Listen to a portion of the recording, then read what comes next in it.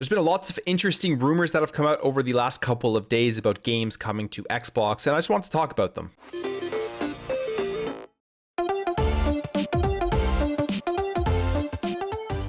So last week was a pretty awesome week for Xbox as the Bethesda deal was finalized, and then it was followed by 20 Bethesda games making their way onto Game Pass. And it looks like this weekend has brought even more rumors of games coming to the platform. Now, before we get into this any further, if you guys are new here and you enjoy what you see throughout this video, I'd really appreciate you hitting that subscribe button. You help this channel grow and help grow the community so we can have great conversations in the comments below. Now, all of the things I'm going to talk about in this video have not been confirmed and they are just rumors. But the first one I do want to talk about is this cryptic message that has come from Melissa McGamepass. Now, Melissa McGamepass is just a funny thing that the Xbox Game Pass Twitter account puts out, and basically framing these messages as internal emails to the Xbox team and giving fans and gamers the clues of what is to come to Xbox Game Pass. And here is the latest one. Hey team, so much news today. Hope you don't mind if I add some here. Although it's completely unrelated to the other announcements, that new game has been confirmed and is officially coming to the service. As always, keep this confidential. Before I go, I have something I wanted to ask. Has anyone else noticed mysterious signal appearing in the distance lately, or am I the anomaly in this situation? Weird question, I know. Thanks, Melissa. And the speculation around this is that Outriders, the brand new game that is coming out on April 1st, will be making its way onto Game Pass. Now, obviously, there isn't a date that it's going to come out, but it would be pretty amazing if this game dropped day one on Game Pass. And this is what people are saying, like Clobrill says here. It almost sounds too good to be true, but Outriders is a new plus game description. Humanity's efforts to colonize the alien planet Enoch went astray as the expedition team encountered a massive energy storm known as the Anomaly during their search for a mysterious signal. You read that, and then you read here, and it says, has anyone else noticed a mysterious signal appearing in the distance lately, or am I the anomaly in the situation? And based off of those two things, you put those together and other stuff people have been saying, it sounds like Outriders is coming to Game Pass. Now, obviously a rumor, obviously we don't know, this has not been confirmed, but if this were true, I would be extremely pumped if Outriders came to Game Pass, because I've played the demo. I had a lot of fun with it. It was a fun, fast-paced action style of third-person shooter. Had some like mixtures of like The Division, had some mixtures of Gears, and with superpowers, which gave it that kind of unique feel. And I was gonna pick up Outriders probably on day one, but I was also kind of hesitant on it because I didn't want to pay full price, and I'm assuming that this is one of those games where it's going to have continuous content. It seems like that it will drop in price probably relatively fast, so I may wait as well. But it would be incredible if I actually did come to Game Pass. It is a game I would jump into right away and be playing a ton of, and based off of how this is sounding, it seems kind of realistic that it may, but we will have to wait and see what this cryptic message actually means. On top of that, this does come to Game Pass day one.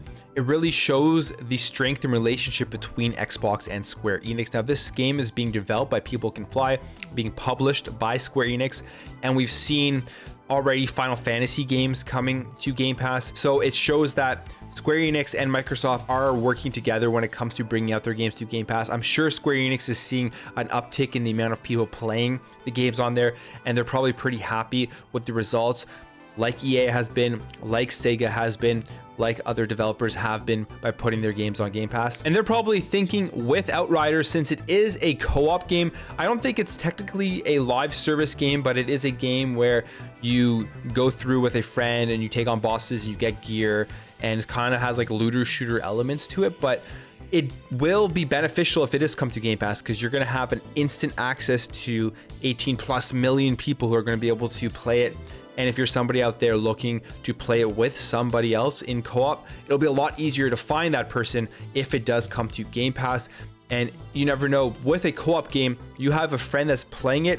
If you have never heard of this game, you may try it out because you want to play with your friend. So maybe that's what they're thinking, maybe along those lines. It's also probably not one of the biggest titles that Square Enix is publishing, and they're worrying that maybe it's not going to sell as well if they put it at full price. Maybe not enough people are going to play it, but by putting it onto Game Pass, you're already pretty much guaranteeing a ton of people are going to check it out. So I really hope this happens. I really do hope it comes to Game Pass on day one, and if it does, I will definitely be jumping in and playing it right away. So this next rumor comes strictly by the tweet by Special Ed, who is the co-host of the Xbox Era podcast, and he says here, if you're thinking of buying Sekiro in the next couple of months or so, maybe hold off just in case. And considering he is the host of an Xbox podcast, you would assume he is referring to Xbox Game Pass with this tweet, but he could also be referring to other services like PlayStation Plus. Now, Sekiro is a game I've always wanted to play. It's an older game and I just never got around to playing it. So if it did come onto Xbox Game Pass, I would be really excited for this. I'm not in general the biggest Soul games fan, but Sekiro looks like the combat is a little bit faster,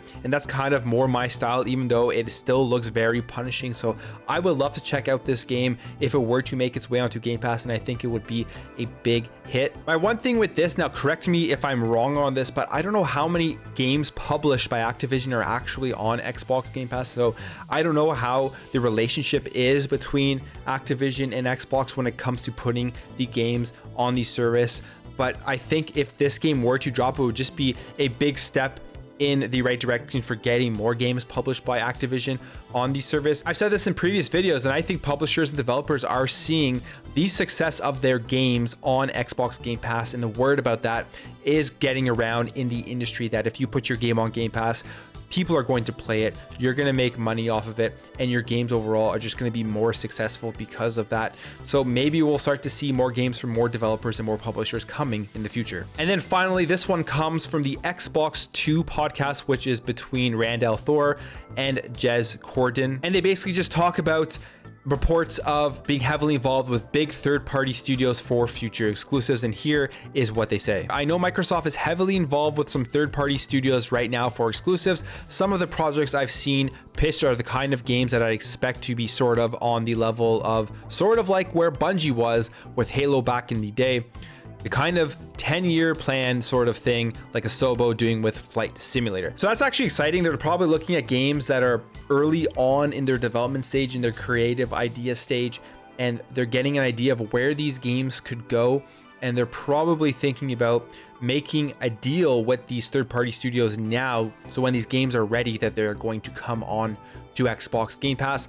And he says here that there's studios that were kind of like where Bungie was with Halo back in the day. Very creative, very unique. Like if you played Halo Combat Evolved when it first launched on the original Xbox, it blew you away in what it was as a first-person shooter with the landscapes kind of having semi-ish open world when you landed in certain areas, and you could kind of attack the way that you wanted to. It wasn't just like a linear run to one place, shoot a guy, run to another place and shoot a guy. So that was really unique for the console space, for the Xbox when that first launched, and it was one of the games that really captured my imagination and has held me as a Halo fan all the way up until today and will be in the future. So if they get developers that are creating new interesting ideas and stuff like that, and they're going to be putting that on Game Pass, I am excited for that, and I definitely welcome that. And then Jez continues on here saying, Microsoft is still moving ahead. I've seen things that are like years out that are incredibly impressive that made me think